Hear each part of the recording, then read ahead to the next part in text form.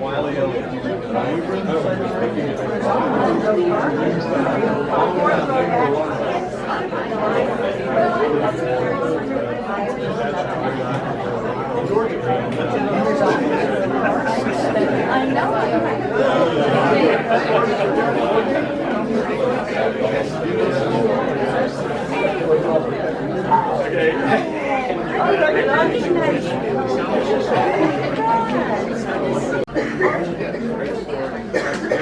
Joe, you gonna come on up? You want to sit here? Come on, join us, Joe. I've got his attention. I tell you what, I'll sit right there. Okay, and then on. Yeah. Okay, good. And you just stay put. Yes, well, you don't say anything. My road is just changed. Okay, all right. Well, thank you for being here today. It's a good bunch of folks. Well, he can sit there. And it's a pretty good bunch of folks up here. And but we're all happy that you came. Just about everybody that's in here knows the people that are in the front and have grown up with them, know a little bit about them. And if you tell too many stories that aren't true, they're going to know. At the end of our little session, we're going to ask some questions to these folks and make comments. And so be aware, you know, that these people will be grading you out, you know. And so I have known some of these people for a long, long time. And two of the people here were actually born in the Melbourne area. And it is rare when you get people that were born in Melbourne. Some of the younger people, obviously we can find some young folks around here born in Melbourne. But two of these people were actually born here and did all their growing up in the Melbourne area, South Brevard County. And one of them is a Yankee. And he did what all the rest of us did. He came in the mid-50s and all the way from Chicago, Illinois as a young kid, like I did, from Tennessee. And everybody was moving here in the 50s. And so, except for two of these people. And so you'll figure all that out in just a minute. But first speaker is Joe Davis. Joe is over here on the right-hand side, and Joe grew up in Melbourne. And he's going to tell you just a little bit about his life and times in South Brevard County. Joe? A section yard.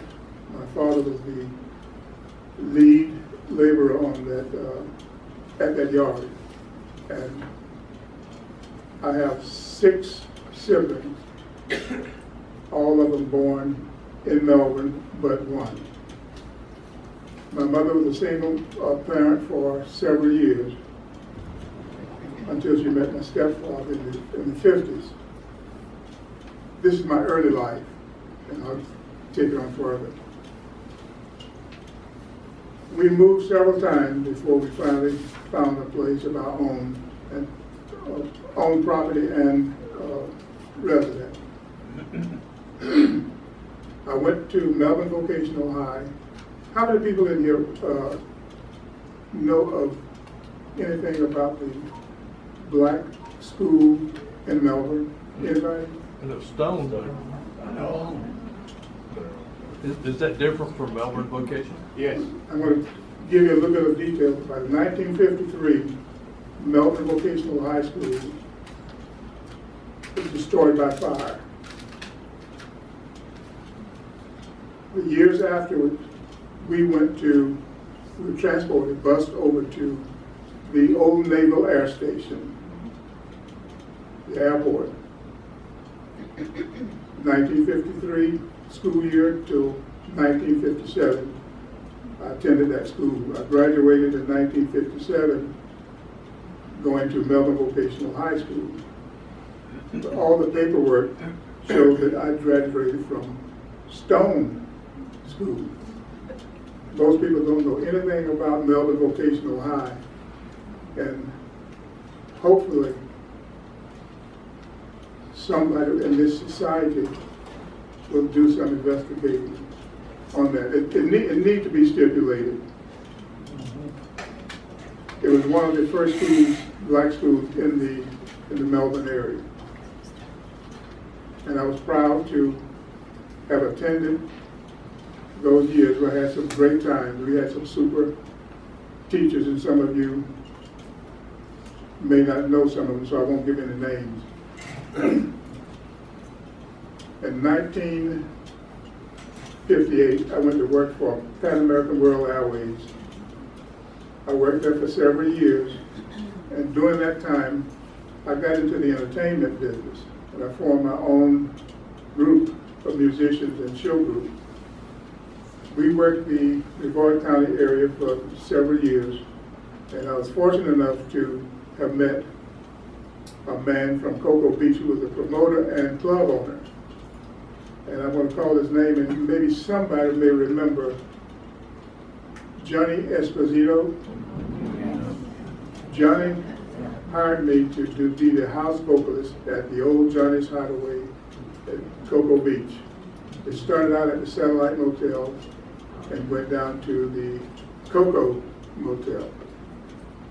While performing at that club, we had the privilege of meeting one of the greatest groups in the circuit, the original Drifters. Most of my material were around the Drifters and the beach music, and as they said when I came in, the doo-wop music. Bill heard me do some of the Drifter tunes while they were waiting for the show to begin on the next night. He had two of his members who decided that they were going to retire. And he was hard-pressed to get someone to replace one or both of the members that were leaving. Actually, they were retiring to Miami. He had, in Atlanta, Georgia, there was a group called the Teals. He had auditioned and he was going to use those, but he needed a lead singer for the group. So he talked to Johnny about hiring me. It took several days before we came to a decision for me to be a part of the original. That's how my involvement with the original Drifter started, at Johnny's Hideaway. And Johnny Esposito was my personal business manager during that time. While at Cocoa Beach, I performed with some of the best doo-wop groups in the business.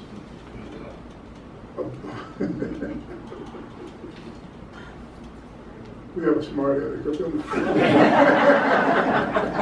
related to you, Joe? No.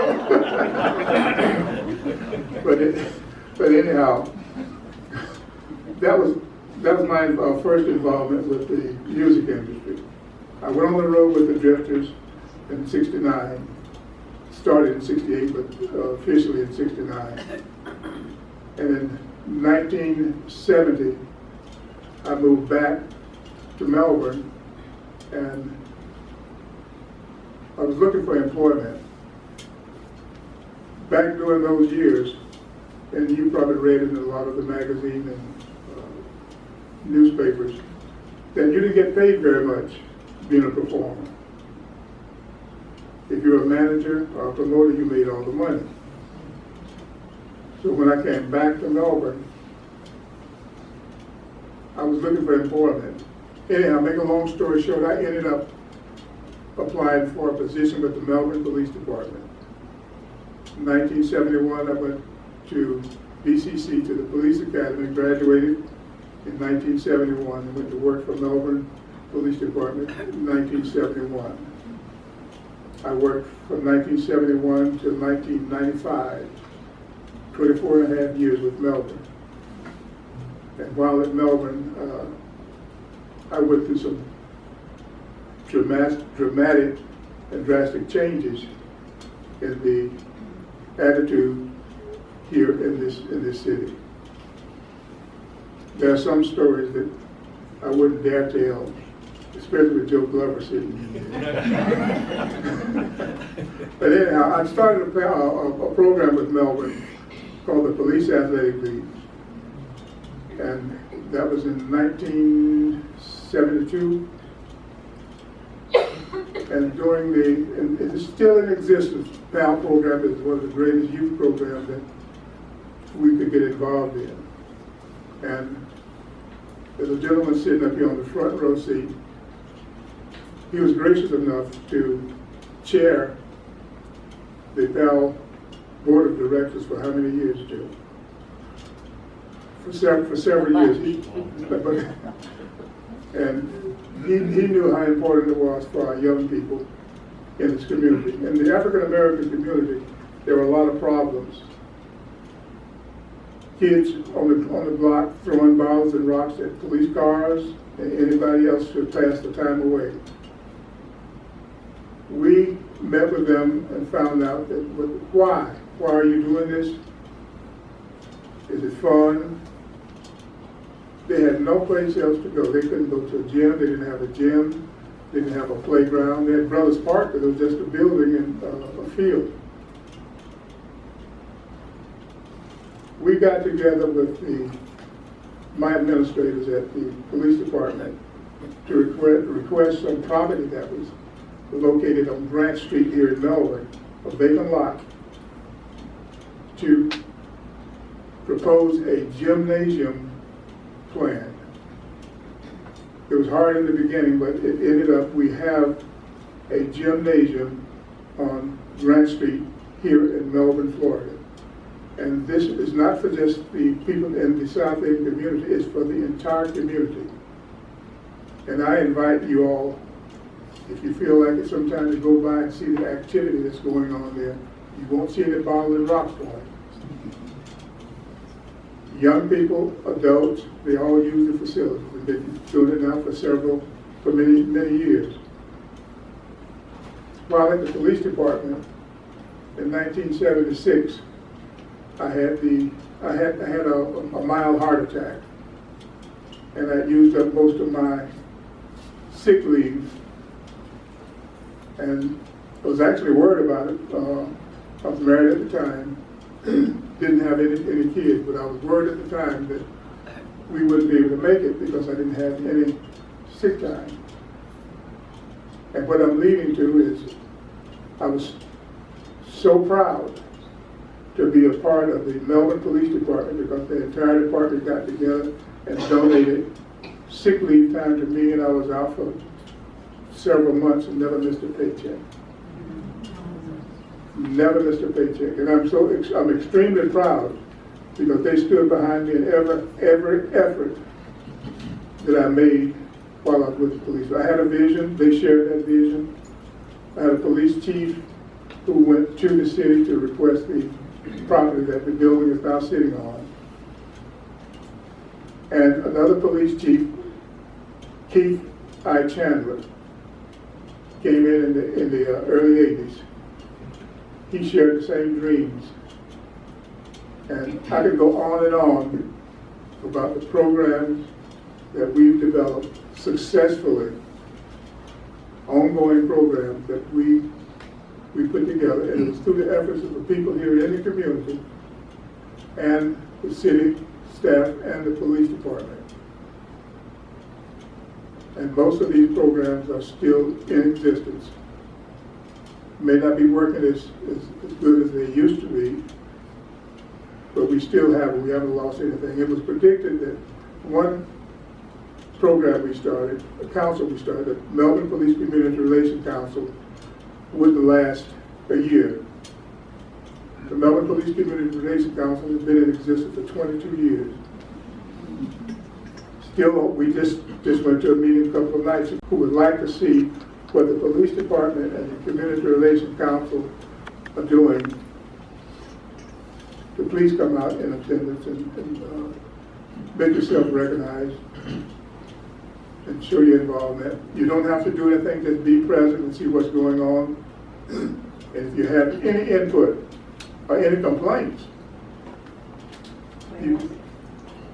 Where is it? She's trying to get me to take words. My wife, Teresa. Well, they have one once a month in the north end in Carver Park, And they have one in Melbourne once a month at the Joseph N. Davis Community Center. What's the name of that? You won't forget that name, will you? The Joseph N. Davis Community Center. Thank you. Thank you. And I will be remiss not to recognize the gentleman who started this effort to get the name changed maybe 5.5 years ago. 3 of those years, I didn't even know that he was pushing for it. He never gave up. And I'm going to ask him to stand up and let you all see who I'm talking about. A very good friend of mine. We go way back. The Reverend Cleve Frink.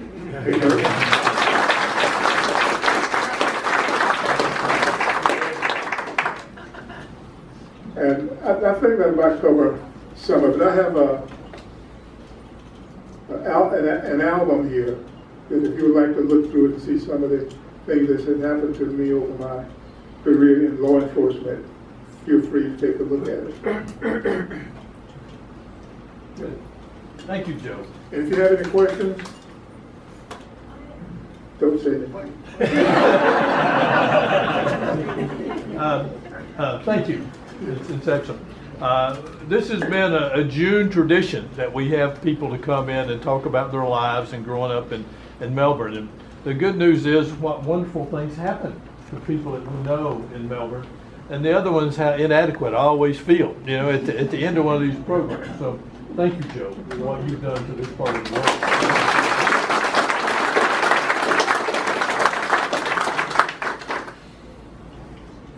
On the other end of the table there is a fellow named Jim Poulos. And he was not born in Melbourne, Florida. And so therefore you can logically assume that this is the Yankee that I was referring to right, earlier on. And Jim and I have known each other since the 7th grade. And we went to the same school you did the very next year. 58, 59 was my first school year in Melbourne, Florida, and we attended the hospital building, which is what we call the old airport school. And you guys had just vacated it, and Jim and I started. And we went to the 7th grade that eventually preceded Southwest Junior High School. So it's the Melbourne airport housed a lot of good folks, including Jim Poulos. Hi, y'all. Everybody hear me okay? Okay. I was born in Chicago, Illinois. I was the oldest of 5 kids. We lived across the street from Lincoln Park. My whole family on my mother's side grew up in Chicago. My whole family on my father's side grew up in Toledo. So when we left to come down here, we were ostracized by the rest of the family for leaving the fold and moving to a no man's land. But like 3 years later, guess who was coming down to visit us in the winters and stay with us, for a month or 2 at a time.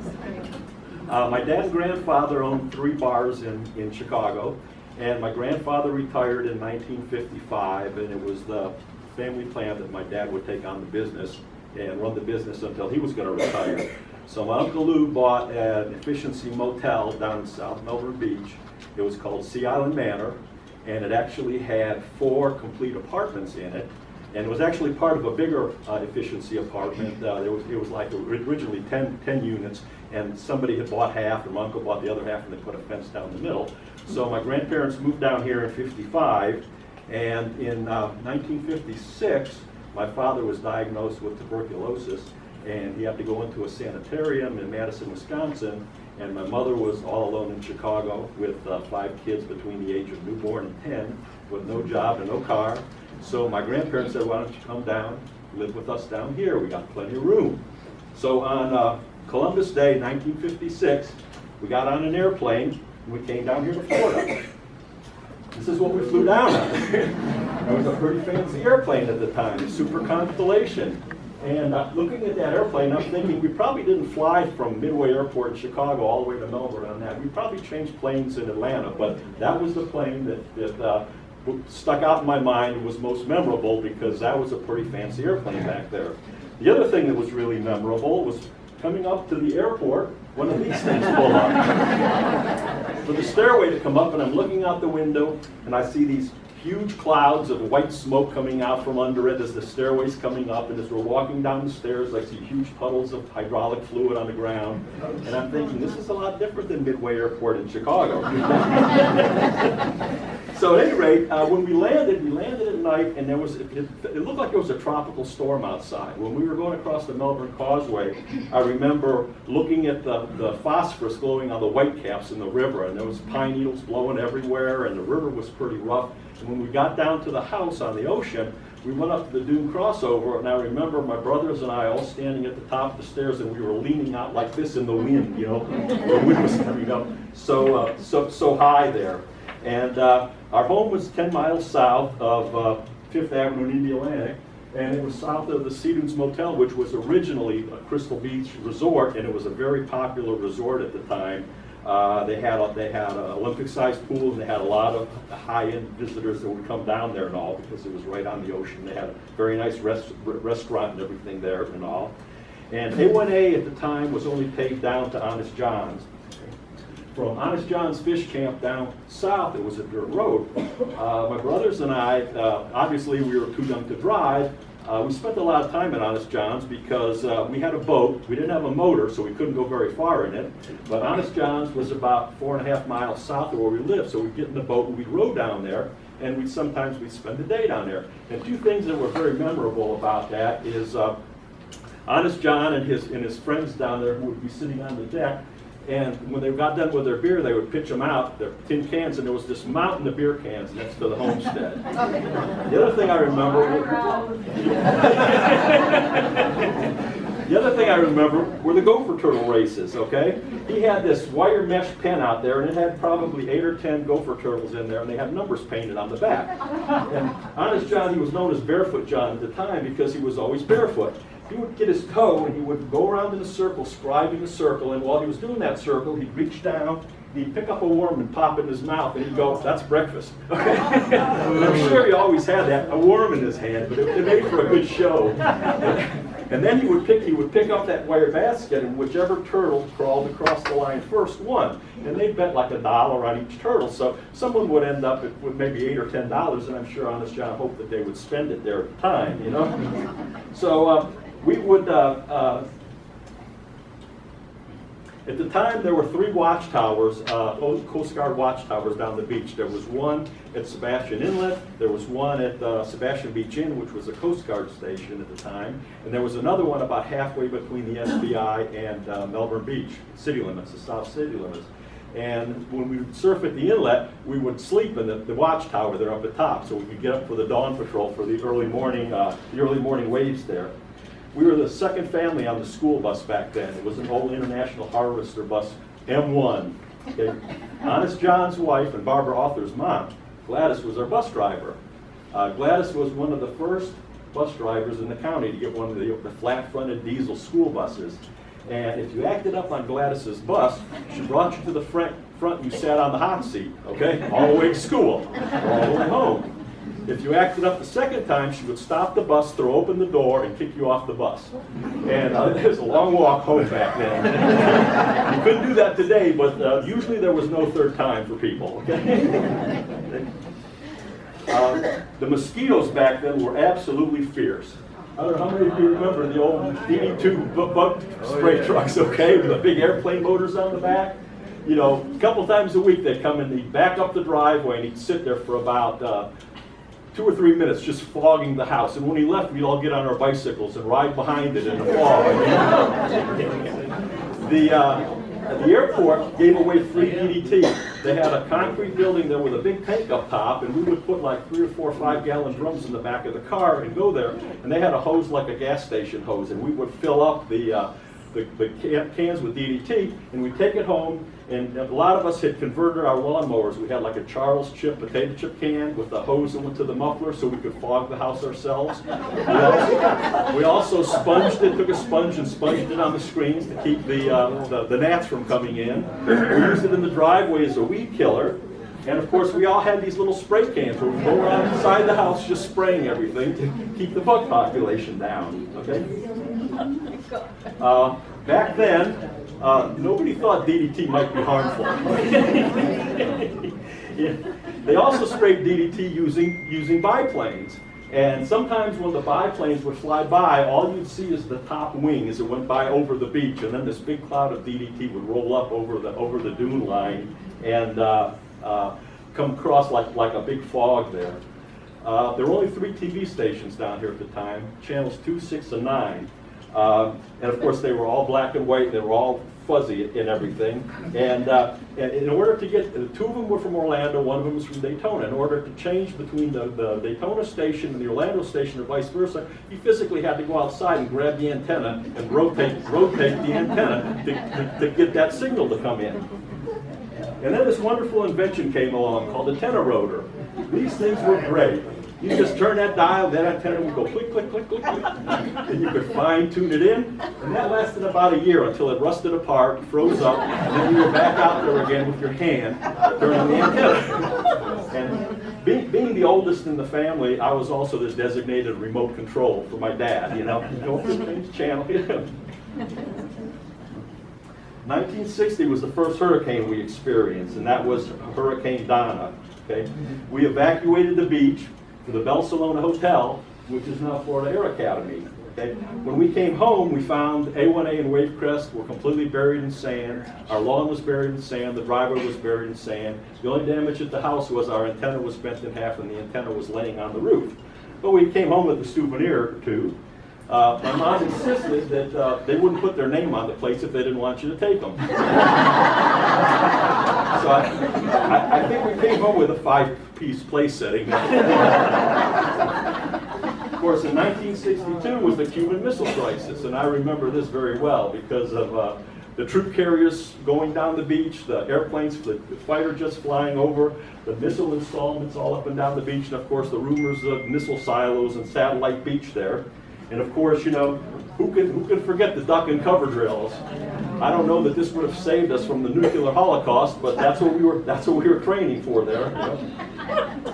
When we were old enough to drive, we all had beach buggies. Okay, and basically what we would do is we'd take an old car, take everything off it except the firewall and the dashboard, leave the front seat in it, and we'd put wide tires and wheels on it. We'd go down the beach, and you could ride down the beach, drive on the beach from Sebastian Inlet all the way up to Port Canaveral at the time. And one of the more memorable experiences in the beach buggy was when the man-o-wars come up. We would run over them and pop them. And what we neglected to think about was all those rooster tails of sand that were being thrown in the air and raining down upon us were full of man-o-war pieces. And pretty soon we were all on fire, running into the ocean to wash off. Surf fishing was excellent back then. You could catch pretty much everything: whiting, blues mackerel, and tarpon, and of course catfish with bottom rigs and a sand fleas that we could dig up on the beach. When we first moved down here, my grandmother had bought 1 kitten for each of the 5 kids. And of course back then nobody got kittens fixed. So pretty soon we had 35 cats. One time I remember we had 4 cats pregnant at the same time. Fortunately, they all loved fish. So when we go down fishing, they'd all follow us down on the beach. When we catch catfish, we would cut the heads of the catfish off and throw the rest of it up there for the cats to eat. So the good thing about the cats was they were very good at controlling the snake and rodent population, which there was quite a bit of back then. One day as a fluke, I taught a cat how to surf. This was my cat stupid. My mom, the publicity hound that she was, pretty soon, Stupid's picture found his way into Life magazine, Surfing magazine, all the local papers, even the Chicago Tribune, and pretty soon, Stupid was a legend on his own. He even had his own car, his own surfboard, and somebody in the Chicago Tribune that had read about him actually made him a pair of baggies with a hole for his tail in the back.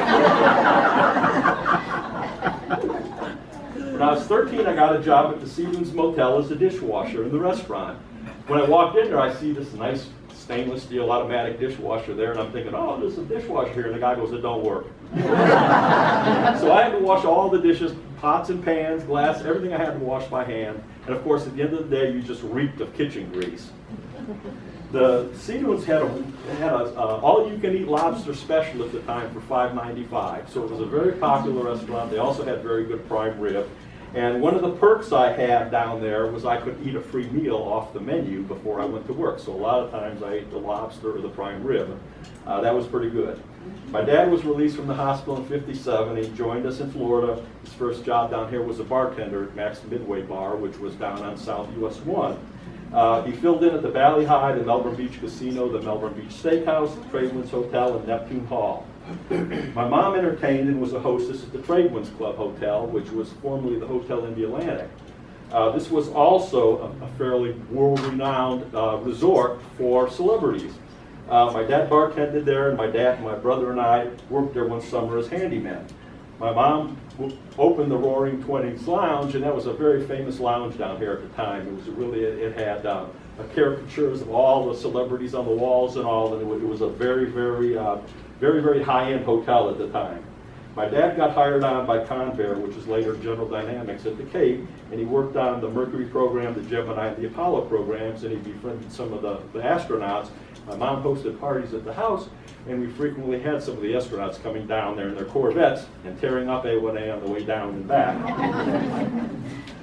School history. There were a lot of schools under construction back then, okay? I was from the 5th grade to the 10th grade, I was in a different school every year. In the 5th grade, we were in Melbourne Elementary School, which is this one, and that was next to the Ruth Henniger building. 6th grade was Indialantic Elementary, which was the first year it was open. 7th grade, as Wiley was talking about, we were out at the airport school, which was the old Navy hospital. 8th grade, we had a split shift with O'Galley Junior High because Southwest was under construction. 9th grade was Southwest because that was the first year Southwest was open. 10th grade was at Melbourne High, split shift with O'Galley because they were still building O'Galley. so we had quite a few different schools, experiences there. Pretty much no one had air conditioning back then. All the houses had jealousy windows and awning windows to let they were open all the time to let the air in. And of course, we have the terrazzo floors, which are cool, and we all had oscillating fans. Entertainment options were very limited back then. There was the Van Croy Theater, which was in Hotel Melbourne, and it was one of the few businesses in town that was air conditioned. My mom would drop us off there on a Saturday morning for the Saturday morning matinees, and she'd give each of us a quarter for admission, a dime for popcorn and candy, and she'd come back 3 hours later when she was done shopping and pick us up. It was the cheapest babysitter ever. When we were old enough to drive, we went to the drive-in theaters. There were three in the area. There was the Melbourne Outdoor, which was out on Highway 192 by where Melbourne Square is now. The Brevard Drive-In, which was by the Palms up on Ballard Drive, and there was the Beach Drive-In over on the beach at South Patrick Drive. After that, we congregated at the A&W. And there's somebody in here that used to be a car hop there, or the Dog and Suds, and of course that was the big thing with our cars. We'd all gather there, line up our drag races for the night. The whole place would empty out, then we'd come back for a while back. So that was a lot of fun back then. There were a lot of efficiency motels down the beach back then. Once a year, this big truck with a whole pile of Adirondack, those big heavy wooden chairs, would come by, and every year my grandmother would buy 2 of them. And I would be the designated painter, and of course she would want every slat on it painted a different color. So that was something I always had to look forward to. There was also a group of black men that would come by selling paintings to decorate the walls and the hotels and the motels and all. And those men today are now known as the highwaymen. And some of their paintings that they sold back then for $5 or $10 are worth thousands of dollars today. This happens to be one of ours. It was done by James Gibson. And like I say, they're very, very popular today. I joined the South Beaches Volunteer Fire Department in 1981. In 1982, I was elected fire chief, and I served as fire chief until 2010 down there. The South Beaches Volunteer Fire Station was built by the volunteers, and it served a 14-mile stretch from the South Melbourne Beach city limits all the way down to Sebastian Inlet. All the volunteers had all their gear in the car. We responded to every medical call and every fire call. We had a pager, and there were only 2 paid people per shift on the fire department, so the rest were all volunteers at the time. Today, all firefighters are paramedics and EMTs, so we've come a long way since then. I was an EMT on the department in 1983, and I was the first one at the time. In 1967, I left to join the Navy. When I got out of the Navy, I went to work for Radiation, Microelectronics Division. And a year later, it became Harris Semiconductor, and I worked there for another year or so. Then I went to work for Gould as a field engineer, and I was living on Oahu for a year, and that was all fine and good until Gould transferred me to Cleveland, and I survived half a winter in Cleveland. After 2 blizzards, I said, I'll take a 50% cut in pay. I'm going to find a job back in Florida. So I quit my job at the end of the year, came back down here, got hired on by a little company called DBA Systems, which had 24 employees. And I was thinking, this job's probably not going to last very long. I mean, it was a ragtag bunch of engineers. And I said, but at least I'm back in Florida and I can find a job. It's easier to find a job in Florida when you're down here instead of in Cleveland. But as luck would have it, I retired from there 39 years later. So, this place is truly paradise. Okay, this was a sign I had put up in front of the fire station. We built our house down there in '81, and it's a mile north of where we grew up as kids. And when we had the hurricanes back in 2004, when Hurricane Francis and Jean came through here, of course the beaches were devastated, our fire station was destroyed. The insert from this sign blew away, and we found it about a quarter mile south a few days later. And I put up this sign, which was basically one of the hurricane shutters at the station.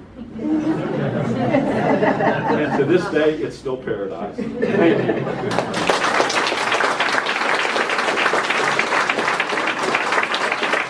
Jim, excellent. The man that's moving around here is David Babcock, right? Okay, I knew it's a street. Yeah, this is David Wickham, and David is the other man that was actually born in this community and has been around here for a while, and regales me with tales of the good old days when we have some work occasionally together. And so regale us, David. Oh, okay, I'll try to. I want you to know I thoroughly enjoyed Jim's talk when he's talking about the old spray truck. Boy, did that bring back memories. And you know, they used to use kerosene and then they would put DDT in it. And I can remember my mom, when the spray truck would go by, she would close all the windows in the house and stuff. And I must have followed that on my bicycle more than Jim does, because I don't have any hair now. Well, that must be the reason why, I'll tell you what. Well, I was born here, I always say Melbourne, but I feel like O'Galley. I was born here in 1950. The entire population of Brevard County at that time was only 18,000 people, a little bit above 18,000 people here in 1950. I brought some, I don't have it on computer, but I brought you some different visual things that you might want to take a look at up here. Some of the old aerials in 1943 of the O'Galley area here. So if you get a chance after our talk, please feel free to come up and look at it. And then we have some geographic maps here where they have the homes with little black dots in 1955. And then I also have some information about when O'Galley and Melbourne unified, and we actually have the votes here if you ever want to see who voted for what in what communities. And of course, all the people on the beach side, like Jim here, they didn't want to become part of Melbourne O'Galley area. But it's kind of interesting to look back upon some of this stuff that we came up with. But the population definitely has changed here over the years, I tell you what. Probably in 1880, the population between Melbourne and O'Galley was about 200 people. That was it. And then in O'Galley's population in 1886 was 57 people. So, and then it came to a real high point in the mid-20s. That was the boom. It got about 1,200 people. And then when the Depression hit after the 30s, we were down to 871 people in O'Galley. So you can tell that it was a very, very small community. Everybody knew everybody else back in those old days, and they knew all, like it was like a paid place. You knew the gossip of everybody what was happening in town. And My dad came in here when he was 14 years old, and he was transplanted from Iowa because my grandfather was a civil engineer and surveyor. He lost his job up in Iowa. He lost all his property that he owned up there, coal stock, oil stock, and so he bought 60 acres of sight unseen property down here in Melbourne. So he came on a train to come down here to double check it. Of course, it was all swamp. But while he was here, he stayed at the little city of Galley, and they found out about his background. They offered him a job. So that's how our family came into the area. Now, my dad graduated from O'Galley High School back in 1929. He had a graduating class of himself and 4 other girls. So that was his graduation class. Okay. Since he grew up here, I'm going to tell you a few little stories about that he has. I'm going to give you a few little experiences about what I remember. I'm going to talk about the Decroux Theater too a little bit. I'm going to talk about the O'Galley Speedway. I don't know if some of you were around in those days, but every Friday night or Saturday night, everybody in the community knew when the races were going on because they did not have any mufflers. They just had straight pipes. And if you lived even on the beach side in Satellite Beach or Indian Harbor, you could actually hear the cars out the racetrack at the O'Galley Speedway racing out there. And the racetrack was located off of Wycombe Road, and it was between Aurora Road and then Lake Washington Road. And kind of give you an idea where it's at now, there's a Wells Fargo bank in that area, and that was right across the street on the opposite side. There is still about a 20-foot by 20-foot square of the original racetrack back in the weeds. So if you ever want to go back there and find it, you're welcome to. Now, I mentioned Wycombe Road. I guess you guys figured it out that it's not Babcock. So my dad, that was named after my father. He was a county commissioner here for 24 years. Did he get a permit to go down? Well, no. The last second, I'm going to tell this. Oh gosh, I hope it won't go out now. He's passed away, so I'll be okay. There is a section below this. Yeah, there is. Thank you. One section of the road, which was the last one that he had problems with, was the section from Melbourne Village that was on the west side of that, and he got much narrower right away on that. Now, Dad. His district was from 192 up to Vieira. 95% of every major road you drive on in this county, he got it, the land donated, he planned out the roads themselves. I'm just going to go with some of the roads real fast here. The entire length of Babcock Street, that was all his idea. Goes down the next county line. He did Evans by the Mall, he did Hibiscus here, he did Apollo NASA around the airport. He did Sauna Road, he did O'Galley Boulevard, he did Lake Washington, Turtle Mound, Post, Parkway. He did Riverside Drive, South Patrick Drive. And they still even have another 8 miles of Wycombe Road they haven't built yet that goes across into the next county.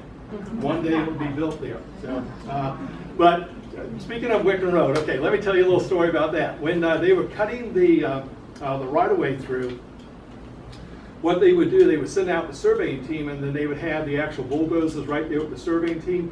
And so they would just follow the survey stakes. So Dad got a call one day, and he said, Mr. Wickham, when they were cutting in this road waterway up there by the Vieira area, he said, you won't believe this, Mr. Wickham, we just came across this still, and it's right smack dab in the middle of your right-of-way of your road. And so Dad says, wait a minute, I've been hearing about this still for years and no one's been able to find it. And so he says, don't do anything, I want to see it. And I wish he had a camera, doggone it. And so he got up there and he said, well, what do you want us to do with it? He says, I just want you to take the bulldozer and just bulldoze it down. Years later, I found a gentleman that his uncle owned the still. And he told me that his uncle was so mad at my dad that he never voted for him again in another election. So, in politics, you can't please everybody all the time. That's all I can say. That's all I can say. But since Dad was growing up here in the area too, he had a lot of different stories. He was also a volunteer fire chief, like Jim was back in the old original days of O'Galley. Let me just tell you a couple little stories about the O'Galley Fire Department, and some of them just little cute little gems. One of the things that happened during the Depression, O'Galley did not have enough money to buy a new battery for the fire truck. And this was one of the big old batteries that they used to have back in those days. And so what would happen every time there was a fire, they had a big old siren on top of the actual downtown city hall, and it would go off, and then all the businessmen would jump out of the whatever businesses they were in. If they were cutting hair, they would stop cutting hair, and then the businessmen would go out and push the fire trucks out in front of the city hall, which is on Highland, and it's basically where the Arts Center is at right now. If you're all familiar with that was City Hall of O'Galley. And then the volunteer firemen would come, and then because they didn't have a battery for the fire truck, they would take it and push it down. There's a road called Buggy Drive right now, and Joe probably knows where it's at, but it's right to the actual south of the Arts Center. They would push it down the road, pop the clutch. That's how they got to a fire for about a year. And it always started. So thank heaven. Another time Dad told me about one of his things that he was going on was everybody back in those days, there was a wooden bridge across O'Galley, okay? I don't think very many of you remember that. It was finally demoed when they put the new concrete bridge in 1955, but I can still barely remember it. And when I was about 5 years old, I remember at the very end of the bridge life, all the boards were really warped and all the nails had rusted out. And I remember if you drove too fast over the bridge, you could pop a board out. I can remember my dad stopping and putting boards back in the bridge so they could keep going on. And that's how it was back in those old days.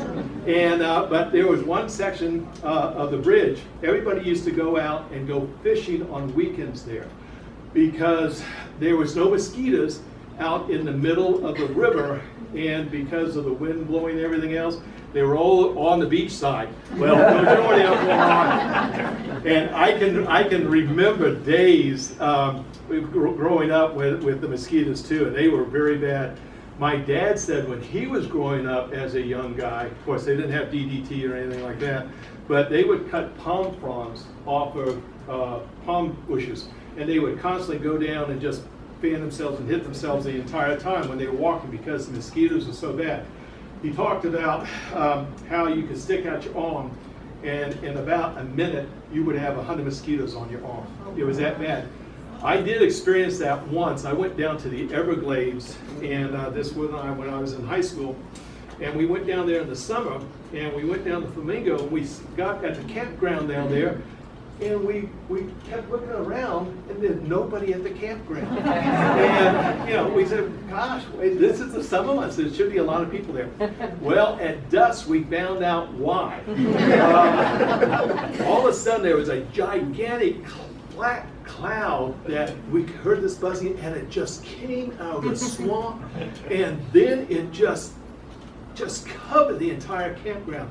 And I remember that it was so bad, well, I shouldn't be saying this, but I remember so bad that we were sitting in the tent for so long we had to go to the restroom, so we ran over there and we had to jump up and down the whole time. I'm sorry, guys, that's all I'm saying. I'm sorry about that. But the mosquitoes were really bad, and one of my things my dad was very proud of is that he actually was one of the main people to help get mosquito controls here in the county under control. He got national, there was people from all over the United States that would come to see what Brevard County was doing and things along that line. A lot of people don't even know about that. So, okay. Jack Salamano was one. And Jack Salamano, that's right, Joe. And he was another very person that was very instrumental in mosquito control. And if you ever ask my dad what were some of the things that he was most proud of, he said the first thing was mosquitoes. And so believe it or not, it was that bad back in those old days. Okay. Okay. Oh, another fire chief story. Okay. So we were talking about the old bridge, and Dad said that the people used to go out and fish off of it at night. Well, the bridge was made out of creosote logs, timbers and stuff like that, and that's where you soak that in oil. And so the people would take their kerosene lanterns out, and then almost all the times they would knock them over, and they would spill the kerosene on the bridge, and the bridge would ignite. And so he would go out there constantly on weekends and put out fires. He told me one time that they were going down the bridge, and there was a big section of the bridge on fire. It was about 30 feet long, and the flames were shooting up about 20 feet high. And he was getting close to it, and he told the driver, he was in the front seat of the driver, and all the guys were hanging off the sides and everything. And he said, "You better start slowing down. We're getting awful close to that fire." And the guy went and put the brakes on the doggone fire truck, and there was no brakes. And so they went through the fire, and luckily it didn't collapse. And all the guys on the back of the fire truck, they had all the hair singed off their arms and eyebrows, and the bridge didn't collapse, but they coasted through the other side of it. Then they stopped and they backed up. They put the hoses back into the river. At that time, they would pump the water right out of the river, and they put the fire out. So he had just stories like that galore. I won't bore you guys anymore with some of these stories, but he just had wonderful, wonderful stories. Some of my memories too of the Decroux Theater. That was a wonderful place. Now, some of you historians might know that it was probably, I imagine it was probably put in around the 30s sometime, I imagine. I don't know exact date. I actually have one of the newspapers of the 1940s in here if you wanted to look at it. I actually had to show what movies were playing there at the Decroux Theater at that time. But I have wonderful memories like Jim did. We would go down there also on the Saturday mornings to see the matinees, and at those times they had serials where you would see a short little film, and then the next week it would continue. We didn't care about the movie. We wanted to go see what was happening with the serials, which was great. Then the other thing, we would always sit there and kind of giggle because the high school kids would get upstairs. There was a balcony, okay? And we would always sit back about 2 rows back from the edge of the balcony. And we would always kind of giggle when adults would come in and other people come in, because during the movie, the high school kids upstairs would throw their cold drinks down on you and popcorn, and it would be like a bombardment down there. So if we always stayed back so we wouldn't get any hit with Cokes and ice and all this other stuff. And those were those Melbourne High guys here. So. Okay, those little galley guys are nice guys. And I can remember also, now I want you to know I love the Decroux Theater, but they used to have 2 murals up in the very corners above the screen on each side, and they were deco mirrors and murals, and they actually had like a flamingo in, and then they had openings in these murals and stuff. And during the movie, we used to watch the rats crawl around in the openings up there. Oh, there's three. And then during the movie too, a lot of times you could see a rat run across the top of the stage over there. And it was many a times I sat in the movie theater and I had a cockroach crawl up my leg. And I had also, I remember one time, and I had a spider that came up my arm like this. I remember that. But it didn't matter. It was just a great, great place to enjoy the movie and stuff like that. And so I have happy memories there too. Also, I told you I brought some pictures of the O'Galley Speedway here. O'Galley Speedway started in 1957, okay, and it went, I don't know exactly when it closed down. There is Bill Posey, who's our representative, actually made a video. He used to race cars out there. And if you ever go on some of the old historical sites on the internet, you'll see pictures of old Jim McGurk and DuPont Smith, some of the old drivers out there and stuff. But I got to tell you, I'm going to share with you two things I remember so vividly, and I can almost see them in my brain still after all these years. One was Old Stan Cross was a starter, and there was a wreck on the backstretch. And so Stan got all excited, so he jumped down off his starter stand, and he started running across the track with his flags waving like this. He didn't pay any attention, but there was 2 cars racing around the 4th turn. They hit him. He went flying up in the air probably about 20 feet high, and he came back down and landed on the hood of one of the race cars. Of course, it broke both his legs, and but that was just so different.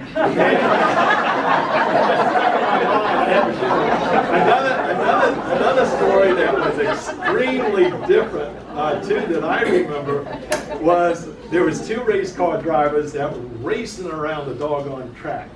They wrecked right in front of the starter stand. They got out. They started slugging each other. They were so mad at each other. Then their pit crews came over. Both their pit crews from the pit. They came over. A couple of them tried to break it up, but then all of a sudden, both pit crews started fighting. Then everybody started pouring out of the stand because these were their favorite drivers. We had over 100 people on the racetrack fighting, and I was just a little kid. I was like 10 years old or 9 years old, and this was so cool. I remember, and this went on for about 10 minutes, and I remember my dad. He was sitting up next to me. He was yelling at the press box, and because over on the backside of the track, the county used to provide fire equipment there, and they bought a used fire truck from the Air Force Base, and it was one of these that had 1 cannon on the top of it, and it contained all its own water. Well, Dad kept motioning for that guys to come over, and they announced over there, and they said, "Mr. Wickham wants to bring the fire truck over." So they brought it over, and Dad told them, crank it up. And so I remember them cranking it up. It was shooting guys down the asphalt road, and then all of a sudden, the fighting stopped. It was just like, it all stopped. And boy, just exciting times. So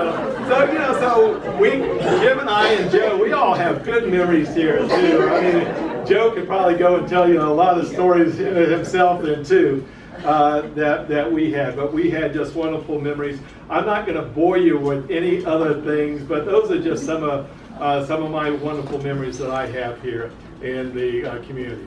Okay, great, thank you.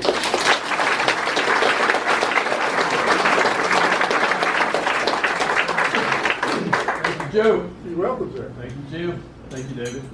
I can't imagine having a good time without the internet. How is that even possible, Jim? But thank you. This has been a good afternoon, and these gentlemen would be very happy to meet you and to answer any questions and point out some of the things that they've got. And I think Don. Oh, a question. I have a question. Uh-oh. What were the years of the DDT and the big spraying? And then I guess DDT got. They're talking about using it again because of. Okay. It's a good time. DDT was extremely popular. Jim might even know the exact dates, but they were using that I know when I was growing up in the early 50s and stuff. I remember when my brother used to tell me he used to work for the county. The county on summers would hire high school kids and whatever, and he could tell me that they used to have the spray trucks, and they would have DDT in kind of a granule form, and they would have 55-gallon drums, and he can remember pouring it in and then taking his hands like this and mixing all the DDT up in the actual drum. Back in those days, no one had, he doesn't have any here too, by the way. But back in those days, as Jim said, it wasn't considered to be, it was a great product. I mean, it was a great product, but they probably used it, I imagine, probably until the early 70s, something, do you know? Yeah, 71 or 72. There you go. We had men who went down range for Pan Am, and they were told they could no longer use it at all. And it was late 71 or early. Okay, so thank you for letting us know that. So, okay. That's probably why my brother doesn't have hair too. Question? Stand up. For Joe. Where did you start singing before you got before you started singing for the, for money? Did you sing in a choir or did you sing? That's where I started in choir. Church What choir. church thing did you in your? Yeah, I went to church, Joe. Okay. I have a question for Joe too. Joe, what was your favorite Drifters song, and could you sing a couple of bars?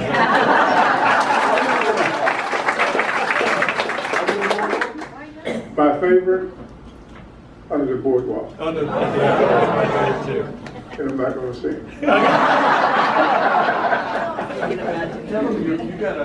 You referred me to some YouTube stuff, which you singing. Yeah, did you watch it? Yes, I did. Thank you. All right. There is some YouTube stuff. What kind of things did you and your siblings do? Pardon? What kind of things did you and your siblings do when you were younger? Well, you wanna go back there, don't you? Well, we lived in a small community. We played cowboys and Indians. We shot marbles. When we got a bicycle, we shared a bicycle for the neighborhood. We just visited each other. We had to go to church. There's not very much for the kids in my community to do other than play little games with each other and visit each other. A very close-knit community. But we were poor back then, but we didn't know that.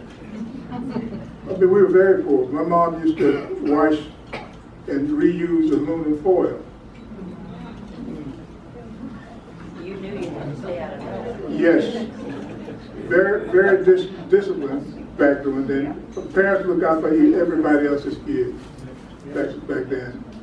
And my mom, I went to her and told her that it was a very dear friend of the family that was a churchgoer. I mean, she was very religious. She wouldn't speak to us when we see her out in the street, and we would come back and complain, my other siblings.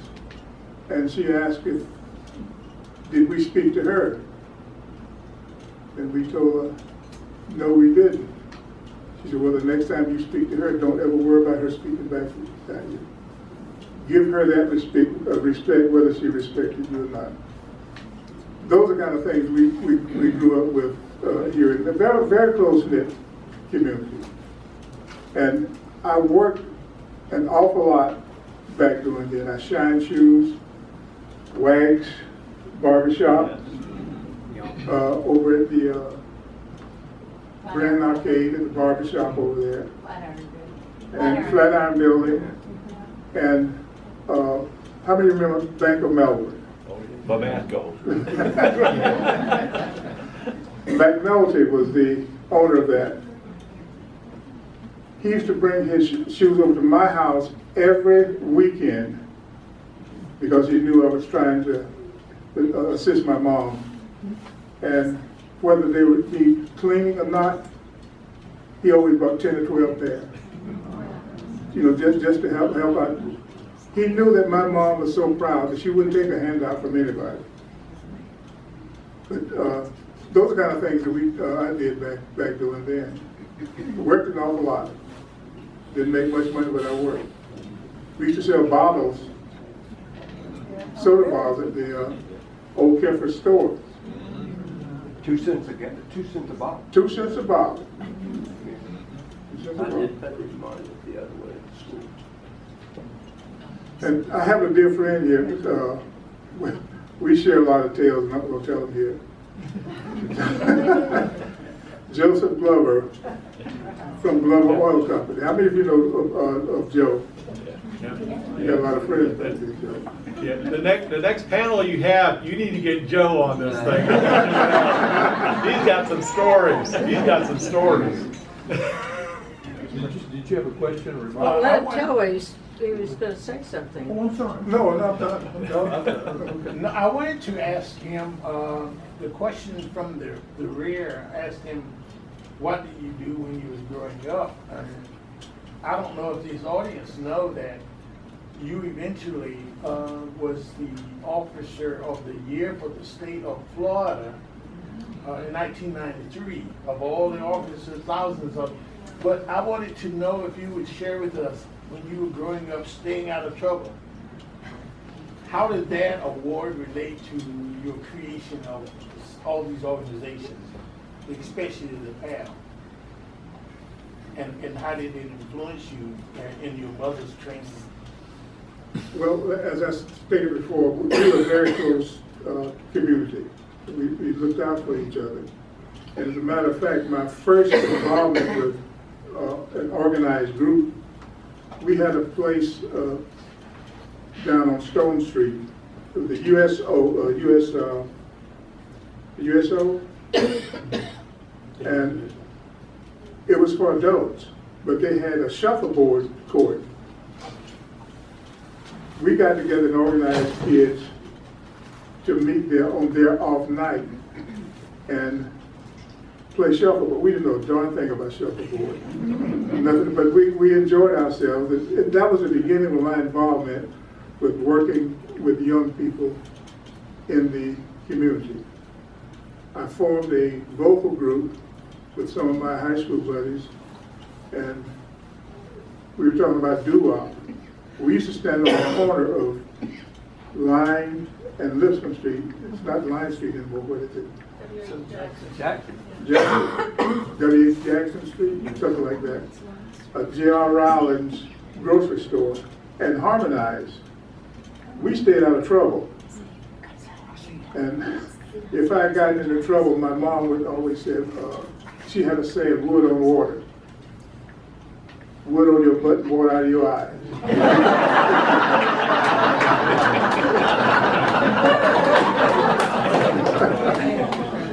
She was not that strict, but she was a good mom. She was a good mom. We had a great family. My wife here never got a chance to meet my mom, but she met my stepfather, who was he worked for Kiffers for many, many years. At the Orange Grove, at the Upper 192. But my wife was holding my stepfather's hand, and he was my dad, holding his hand when he passed away. And that's enough.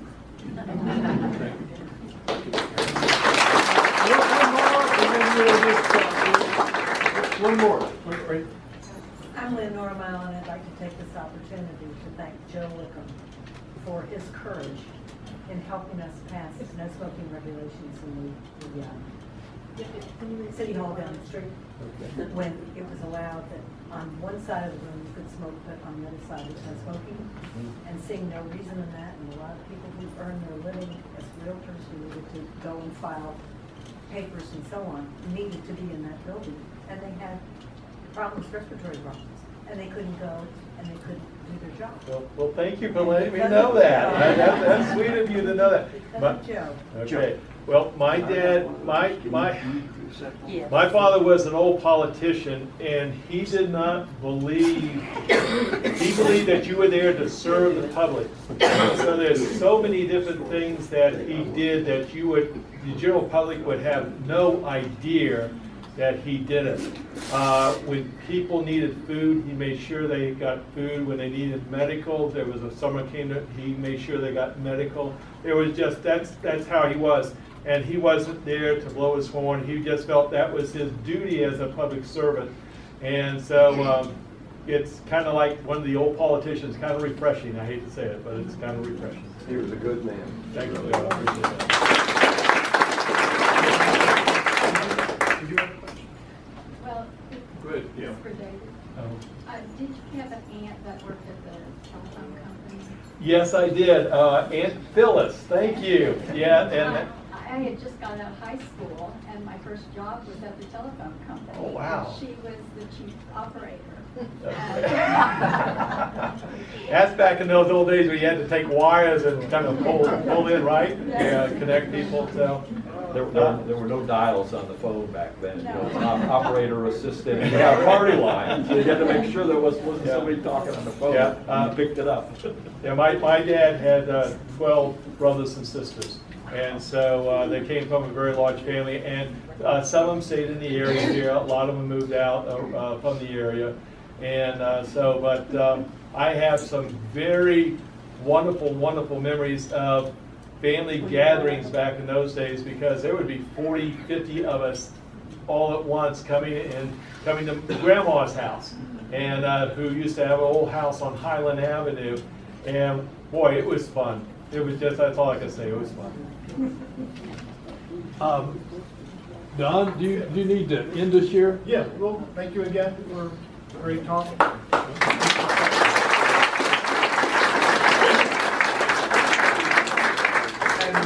And this is our last meeting for the 2016-17 season. We will see you all again on September 9th, where we have Bob March speaking about the 1713 fleet sinking off the coast and all the treasure that sometimes floats on our shores. So hope you all have a safe summer. Please come out and take a look at the goodies up there, and thank you.